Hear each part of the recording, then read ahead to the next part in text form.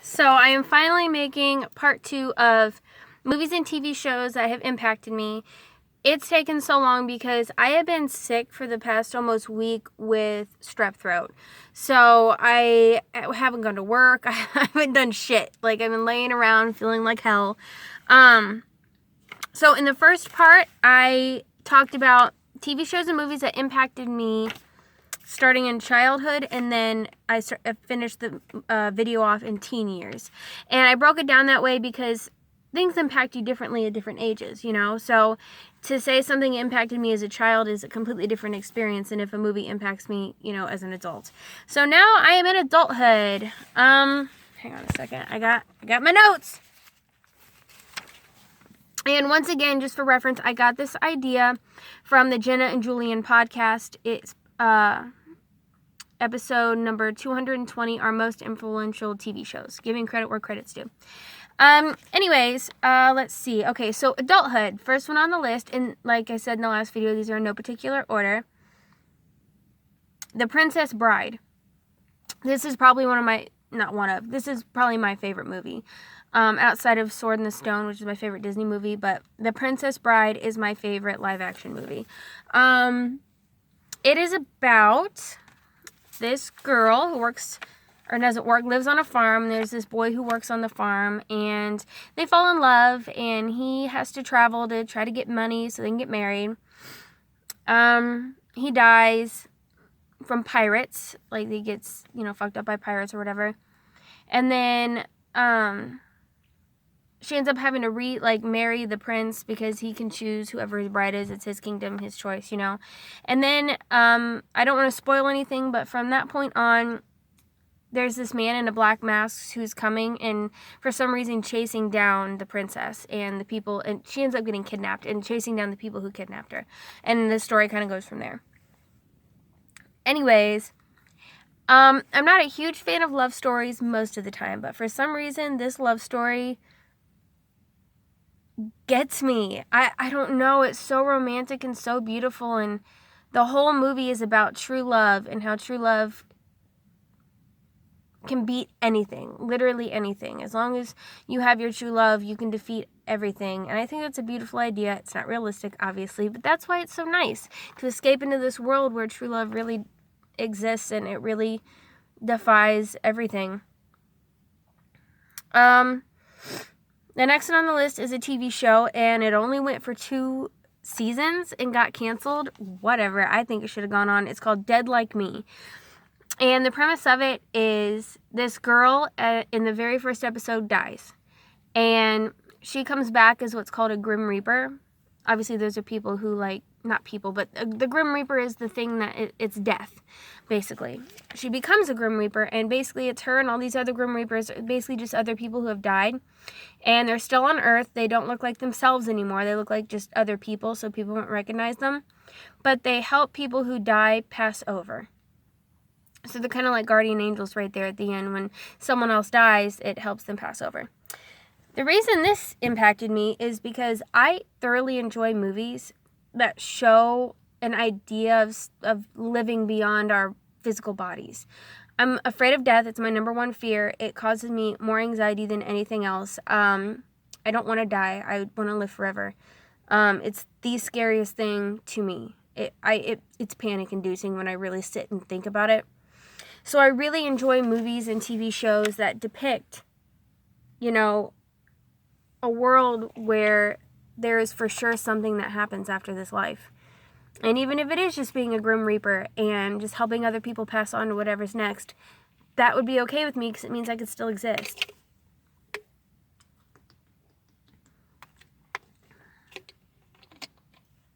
I noticed in my last video that my throat looked really big right here. I already have a fat ass neck, but it looked bigger than normal.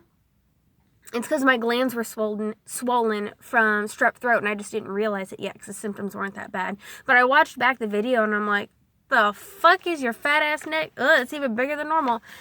It looked wild to me because I noticed, you noticed little things on yourself more. But yeah, it's finally gone down. My throat still hurts a little bit, but it's totally fine. I'm at work. I'm not contagious anymore. I'm on antibiotics, but side note. Anyways, the next one on the list is something of the same concept. It shows a life after death. This is not a fun one, but it's still comforting to me, even though it's really dark. But it's called Risk Cutters, A Love Story. This movie is about, like I said this in the last video, I should have said it before, there are probably going to be spoilers.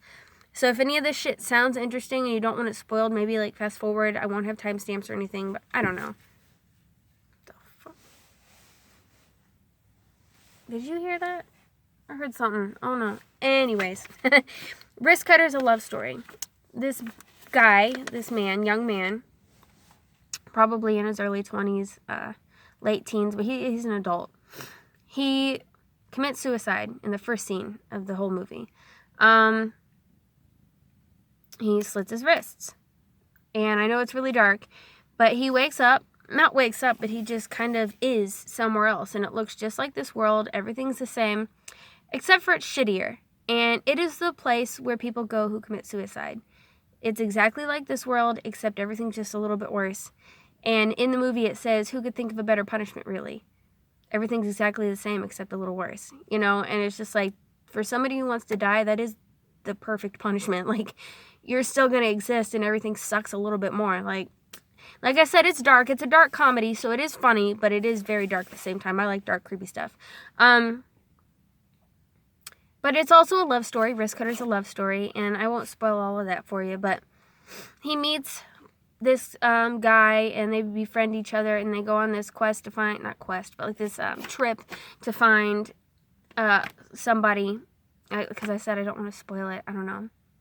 I guess I will. Spoilers. His girlfriend also ends up committing suicide later, which is the reason he committed suicide in the first place. Once he realizes that she's in his world now too, he goes with his best friend to go find her. And they end up finding this other girl who's just trying to hitchhike, and she says she's not supposed to be there. She's like, I got here by mistake. I'm not supposed to be here. I didn't kill myself. So she's out looking for the people in charge, and everybody's like, what do you mean people in charge? Like, we're all just dead people. Like, there's nobody in charge. But she insists.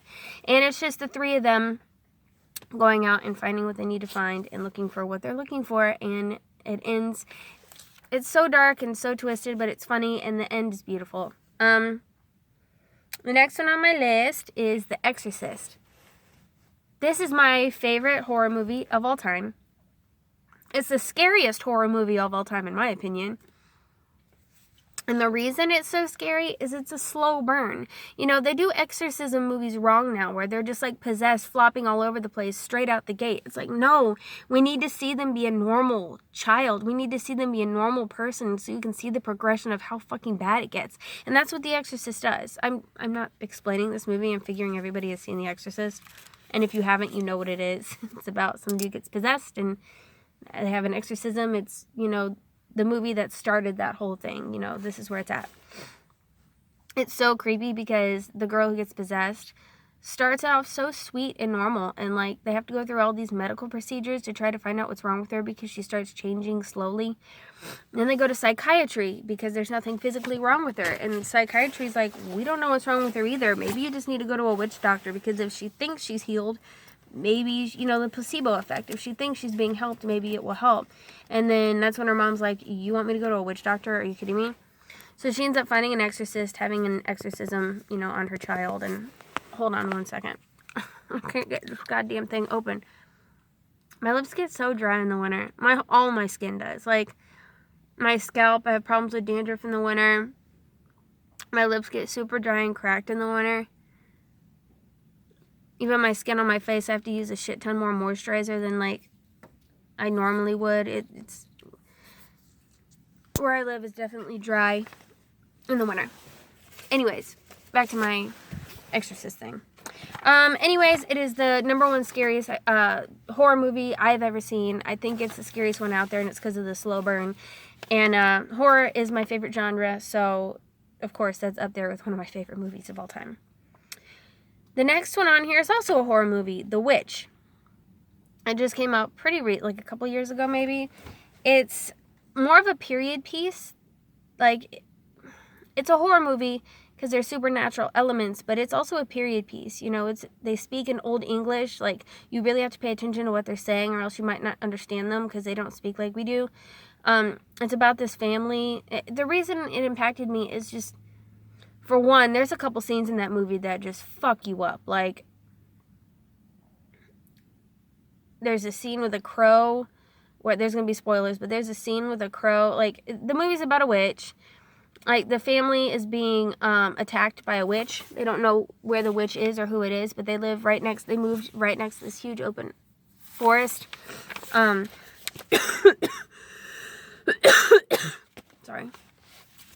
They moved to this huge open forest, and they think the witch lives in the forest, and the whole family just gets completely torn apart. There's this one scene where there's the mother loses her child, and she thinks she's breastfeeding her child. It's like she's dreaming or daydreaming, but really she's being like, it's a spell. It's like they're tricking her.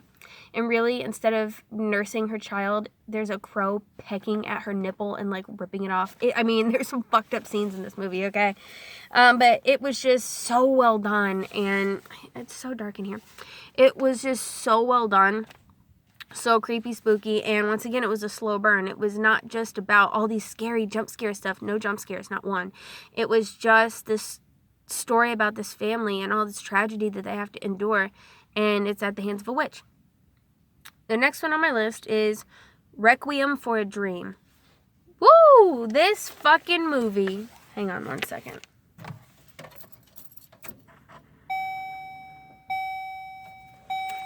Okay.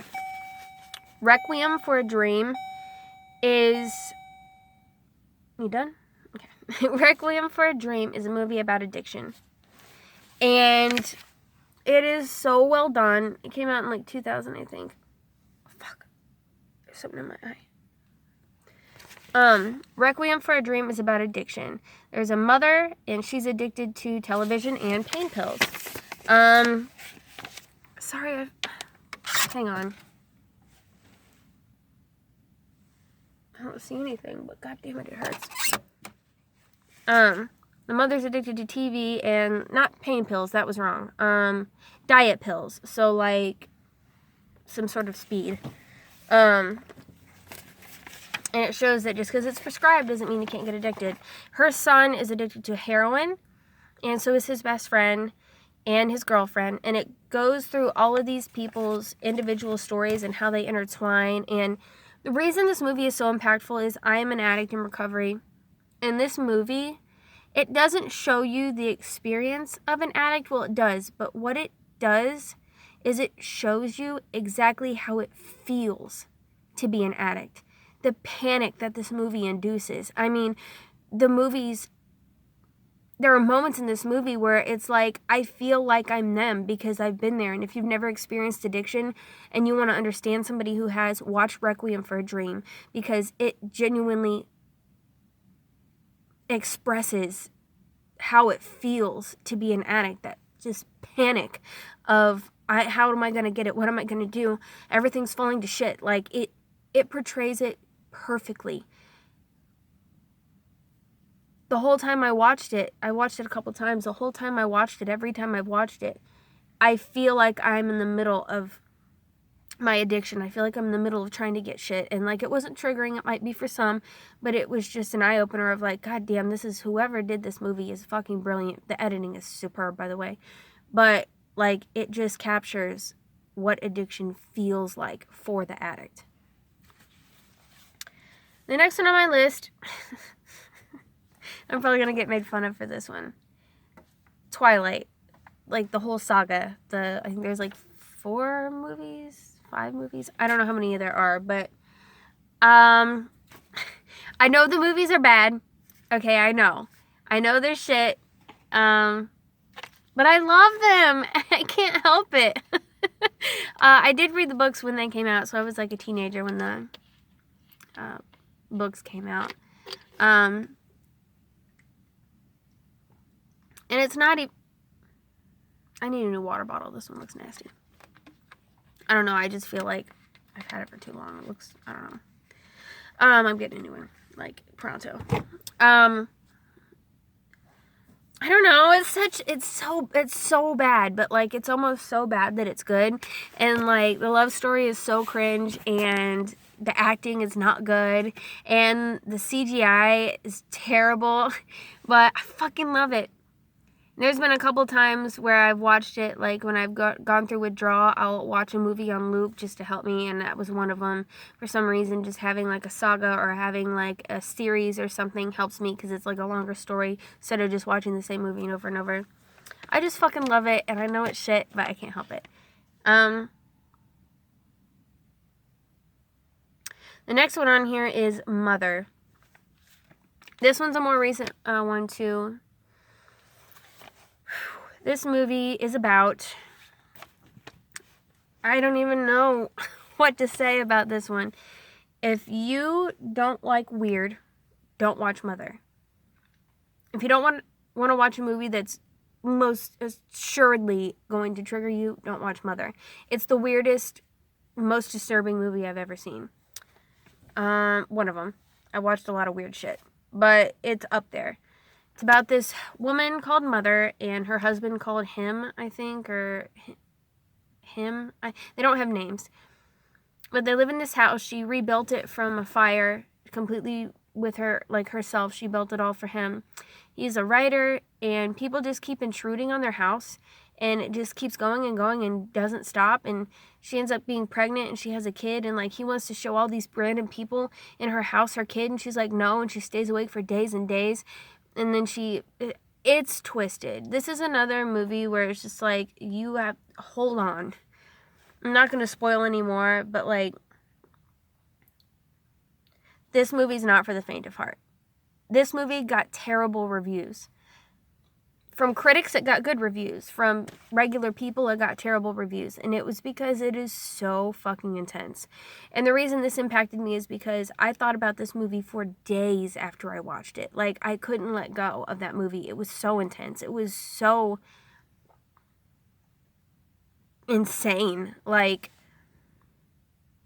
if you have anxiety, I have anxiety, but I can watch movies without it triggering me. But, like, if something like that might trigger you, I wouldn't watch Mother. It's a rough one to get through, but it's worth the watch. If you like creepy stuff, if you like thought-provoking, really intense films, I would watch this. It has a lot of biblical undertones. I'm not religious, but I still respect religions, and I'm okay when they're in movies and stuff. I understand that it's very important for human nature.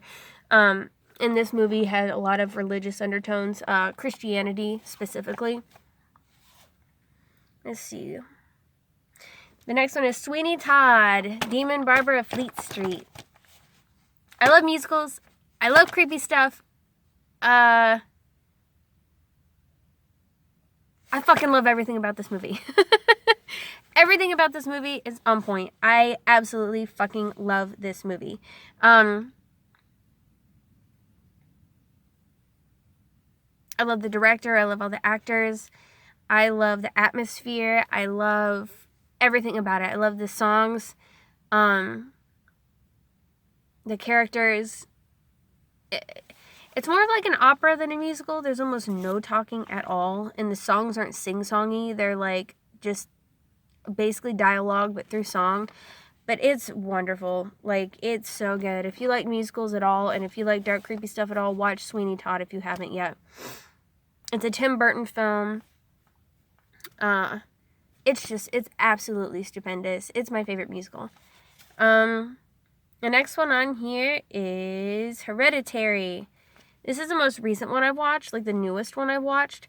So I won't spoil anything, but it is an excellent horror movie that is actually like pretty new. Came out last year. Just go watch it. If you like horror movies, go watch Hereditary. It is excellent. There is one scene in this movie where I literally was like this, like, for minutes, and I couldn't, like, and I'm crying when I'm doing this. Like, this movie made me cry. It made me, it's such a good movie. It's another one that's a slow burn. It's more about the family than it is about the spooky jump scare stuff. Like, it's a drama that has scary stuff in it. It's about the family.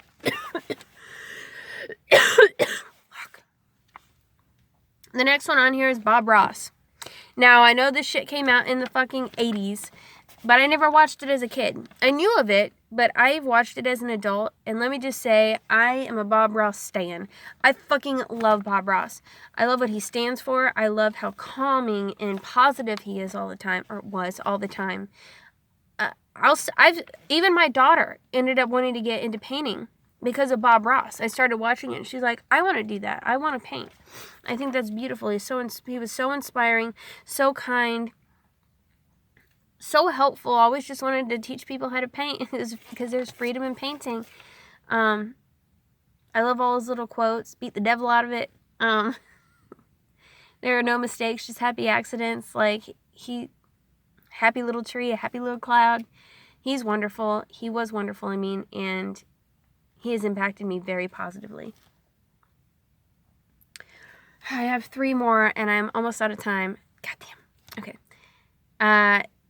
Jennifer's Body. A lot of people think this is a terrible, terrible, terrible horror movie. Get it on DVD. Watch the director's cut, not the theatrical version, because the theatrical version sucks a bunch of dicks. They changed all the shit that made it good, and that's why people were like, this movie sucks. Yeah, because the theatrical release sucked. Watch the director's version. It's really, really good. Like, the special effects aren't everything. It was more of a lower budget, but it is really good. It's about this girl and her best friend, and her best friend's named Jennifer, and her best friend is a fucking bitch. And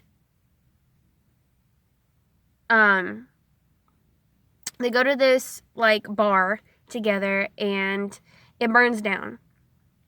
And then Jennifer goes off with these, like, creepy guys, and she comes back to school completely different. Like, she looks extra beautiful, extra, like, va-va-voom, like, she looks great.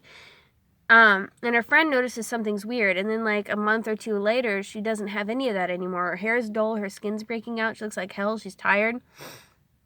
And then our friend the main character, her friend, not Jennifer, but the other one, starts to realize that maybe something happened to her when she was out with those creepy guys. And it is like a demonic story. That's all I'll say, I guess. But it's a really, really, really good horror movie. And I watched it so many fucking times. But not the theatrical version because it fucking sucks. Watch the director's version. The Labyrinth. Okay, so with this one, I watched this when I was like 4, but I didn't know what it was. And all I could remember was that this girl gets bit by a fairy. And I kept having this memory, like this, I watched this movie where a girl gets bit by a fairy. And then I finally chalked it up to, it must not have been anything because I feel like I should have been able to find it by now, you know? And then later, I ended up watching this movie called The Labyrinth with some of my friends. And I was like, holy shit, she gets bit by a fucking fairy. This is that movie. And it was like an epiphany. Like, yeah, I finally found the movie that I've been wanting to watch because I only saw it once as a little kid and I only remembered a brief moment of it. And I still love it. The movie's fucking great. I'm not going to go on what it's about. I literally have to go in like now. The last one on my list is The Neverending Story. It's based on a book called The Neverending Story. It's about this boy who's reading this book, and you go into the story that he's reading, and it's about this warrior named Atreyu who's a child, and he has to go find a way to stop the Nothing. And the Nothing is like something that's taking over this whole fairy tale land and destroying everything. And then it just comes down to how, you know, this boy reading the book and the boy in the story save the day, blah, blah, blah. It's a good, feel-good, you know, 80s fantasy movie. I love fantasy. I didn't say that in the last one. I love fantasy. I love horror. I love anything dark, spooky, creepy. You know, I don't know. You can tell by my list of stuff based on the last video and this one that I have very specific things that I enjoy. But those are the movies and TV shows that have impacted me in my adulthood. And I have to go back into work. So just remember that there's always hope that tomorrow will be a better day.